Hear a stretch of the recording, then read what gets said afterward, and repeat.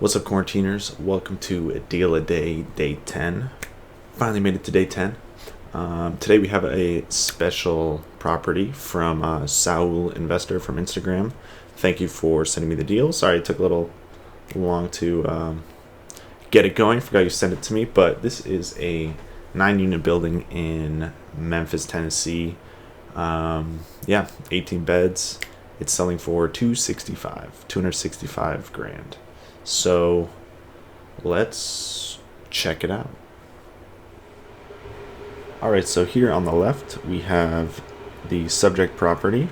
It's a 9-unit apartment building in Memphis, Tennessee, listed for $265, 18 bedroom. And let's check it out. Let's see what the square footage is too. It is leasable square footage right here. 6516, because there will be some common areas if it's an apartment building, right? Like hallways and everything. So this is a leasable square foot. If you want to find the actual land square foot, is that where is it? Yeah,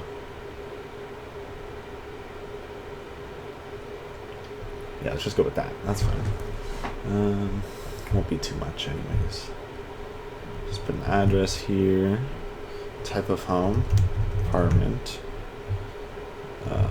So this is commercial.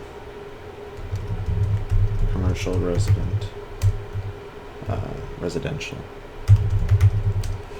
Commercial residential. So this says that it has 18 bedrooms. So number of 2-bedroom units is 9. So each one is a 2. Let me this over a little bit. So these are. So there's 9 2-bed units. Yep. So that's 9 times 2 is 18. So 18 beds total. Let's find the bathroom. So it has to be one bathroom, right, in at least each unit. Okay, so they're all 2-1. Type of units 2-1 right here. These are 18, so it's 18.9. That's what it is. Square footage 6516. Close enough, right? 265. Boom, boom, boom. All right. Now it's the fun part, right? Because that's not fun. All right, let's go. Let's go. Check out the photos. This concrete's broken right here, so depending on the area, the city might have you renovate this. We did that in Cleveland pretty often, where we have to replace the sidewalks or add some more concrete, whatever, replace the blocks. These stairs look like they're in pretty good condition, right?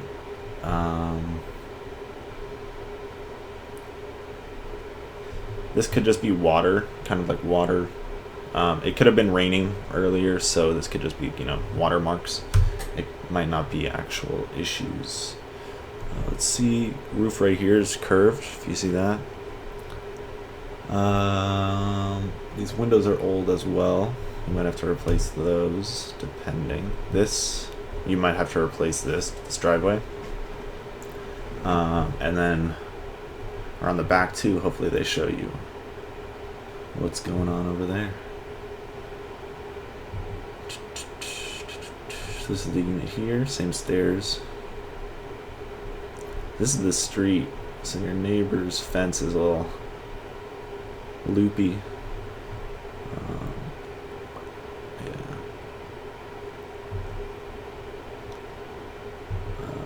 Where is that? I'm guessing this is the opposite way. I'm guessing the property is like here, and then this is the opposite way of the street. So inside unit, first thought already, floor is really nice, and it looks pretty clean already, right? Yeah, so that looks very clean. These are different rooms, different sizes.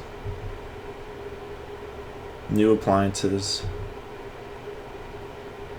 Yep, this is brand new. This is clean. This is new for sure. Well, actually, this could be super clean, but if this is new, I'm guessing the fridge is new too. I don't know. It's usually how it works. If you're gonna get all new appliances. That looks clean. Doesn't look like you'll have any issues there. Okay, so notice a different flooring as well. So this might get a different rent, right? As opposed to the ones with this stone tile flooring. All right, this is like, what's that called? Linoleum, I believe. So that, you might have to replace that. I probably would, because there's no top. Yeah, I'd replace that.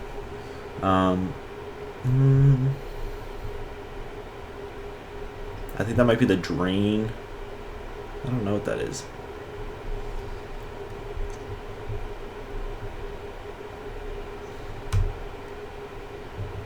Those are all the photos I have.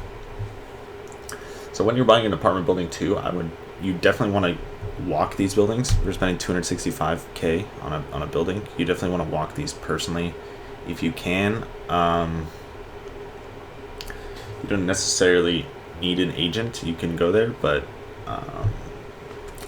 if there's a guy walking around, the tenants usually get a little nervous.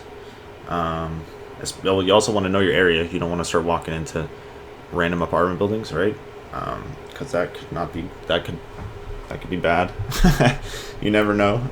You definitely want to know your area, right? So yeah. So it looks like there's some of these. I'm guessing some of these are occupied, right? Some of these are occupied, some are vacant. Let's see, all these are two.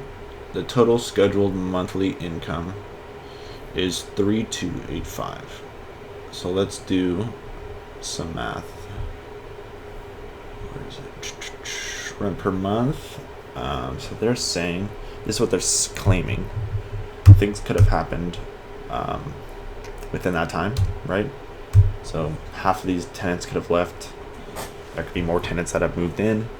You never know. There could be tenants that aren't paying, because this is this scheduled. It doesn't mean that they're actually paying that as well.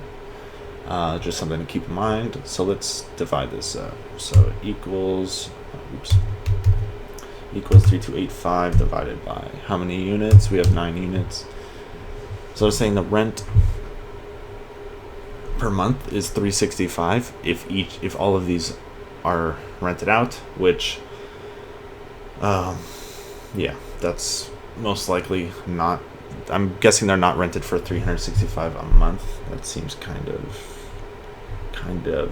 on the less expensive side, but we will check that out.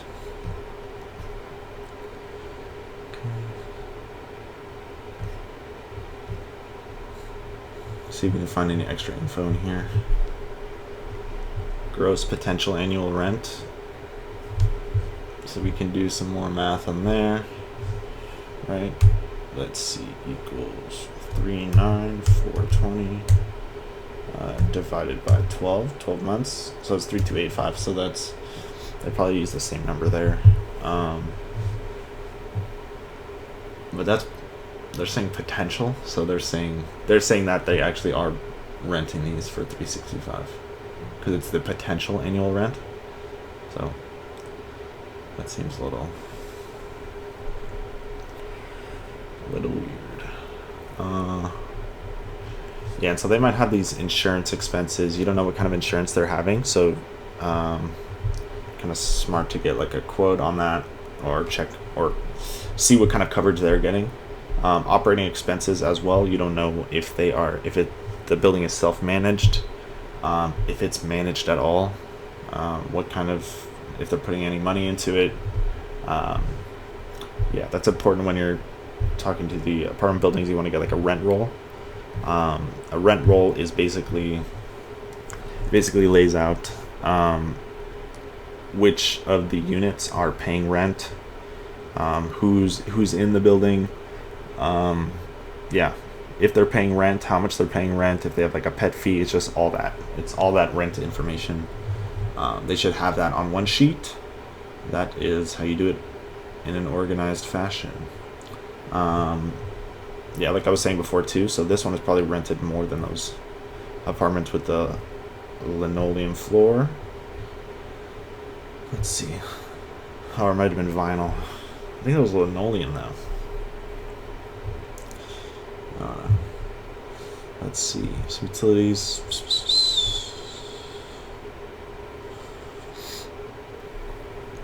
Let's see. Yeah, they didn't show that back parking lot either, right? So you don't know if that needs more room. You could also ask the agent this. You could ask the agent all this information. They might know it, they might not know it, but you might as well ask, right? This is your business, so let's see.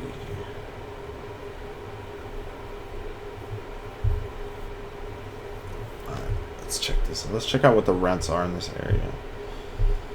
Or if they have extra photos. Sometimes, if you check on like Redfin and Zillow, they'll have different photos.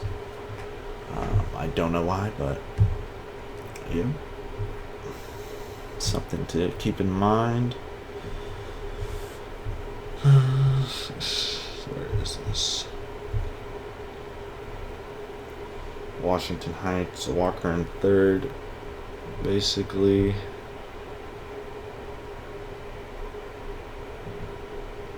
this is 3rd, Walker's right here, so this is 265. This is the property right here. Why can I not zoom out? Oh, that's why.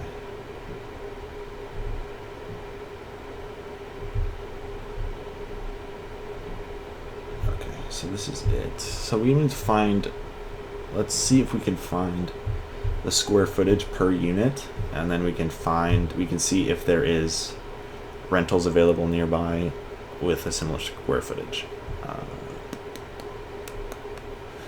Let's see.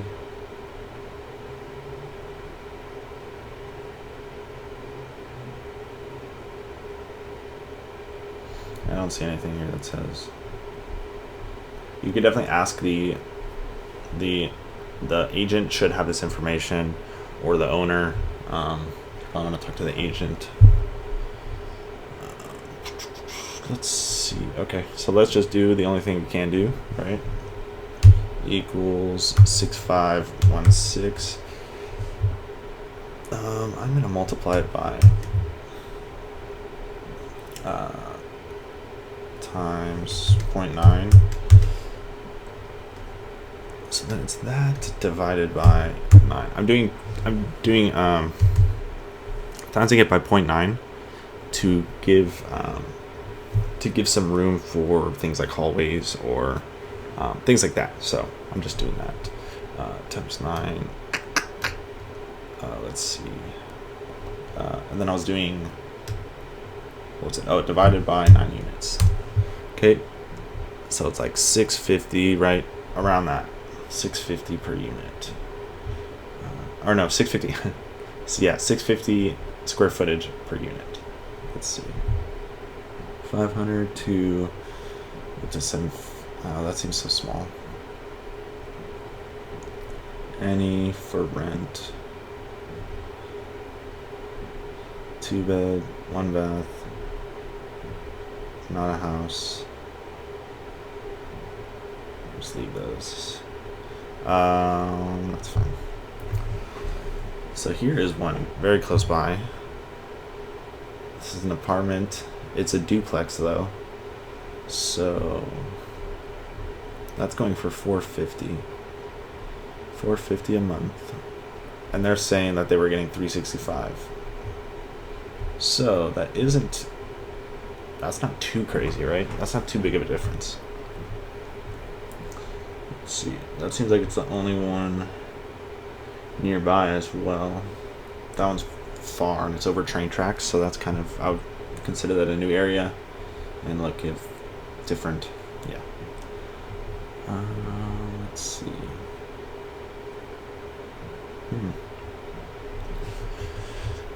Yeah, so if we're doing that, so let's say some of these units are not fully renovated, right? You need to do some renovations on these, and let's say you boost the rent up to $400 a month, right? Then you could do, so you can do get this times it by 9. You get 36. So there's like basically a $300 difference. You can raise it by $300 a month income. That would be gross income as well. So that's before expenses. And then, yeah, but you'd have to put some repairs in. So you'd have to calculate all that, depending on how much repairs are needed on the property. If you need to do a lot of repairs, then if you have to do all the cement work, that might not be worth it.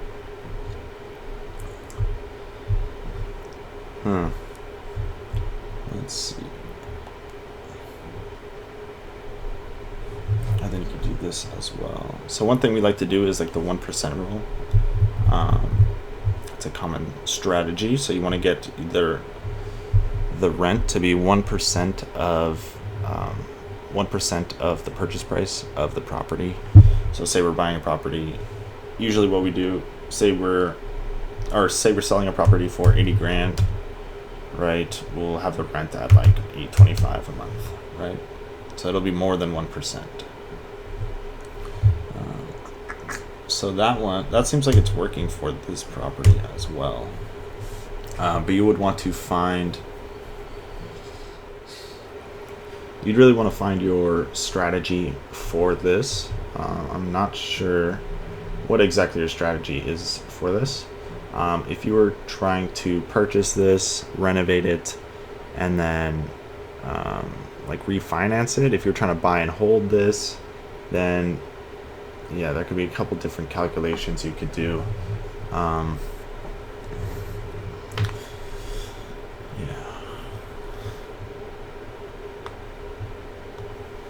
Yeah, I'd really want to go in there and see how the units are, what kind of condition they're in.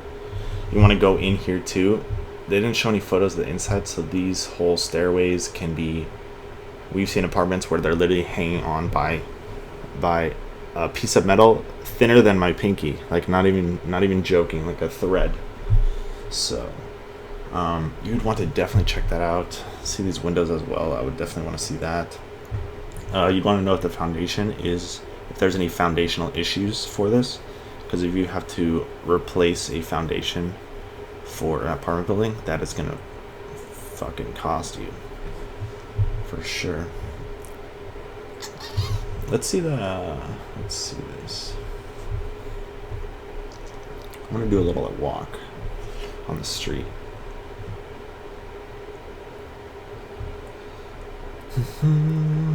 One thing to notice is there's like garbage. That's an easy tell of a neighborhood.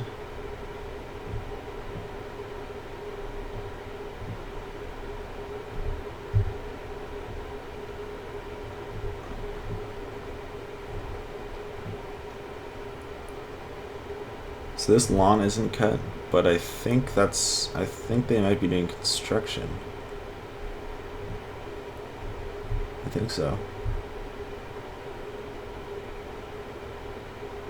Is that all water bottles and shit? Jesus. Oh, so this was that other street. Okay, yeah, so it was that opposite way. Remember that drive photo we had? This one. So that's where it is. Right here. So let's see what this is. Right? Big parking lot. This is like a church. That's my guess.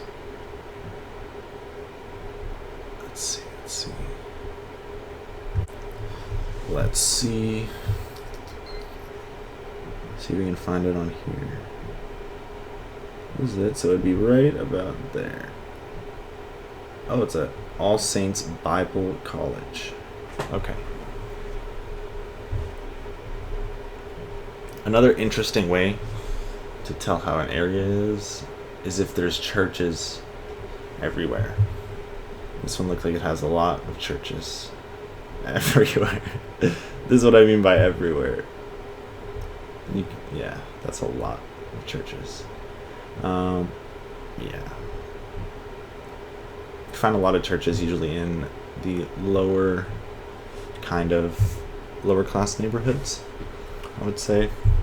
That is one thing to keep in mind as well when you're looking at this, because a lower quality tenant, in kind of like D-class neighborhoods is what we would say D-class neighborhoods, or F. The lower class neighborhood that has a higher potential of the tenant kind of doing damage to the home, or kind of like things going wrong. I don't want to say things going wrong, but an A-class tenant is not going to do, if you kick them out or something like that. I don't know. They tend to take better care of the units. If you go to an F neighbor, like a terrible neighborhood, they're not going to be as concerned about the quality of the care that they're putting into their own unit or their own rental. So just something to keep in mind. That's one reason why I would want to walk this before. I personally don't really want to invest. I personally wouldn't want to invest in anything where I don't feel comfortable going there at all. That's just me. Because if I need to go there, I want to be able to go there. So I don't want to have to go there fearing for my life. Or you'll hear stories of people investing in sketchier areas, and that'll make you not want to invest there. So I would definitely walk this property, see how the units are, see how the inside is. I would just there's a lot more information I would need for this, rent roll, all that stuff. So yeah.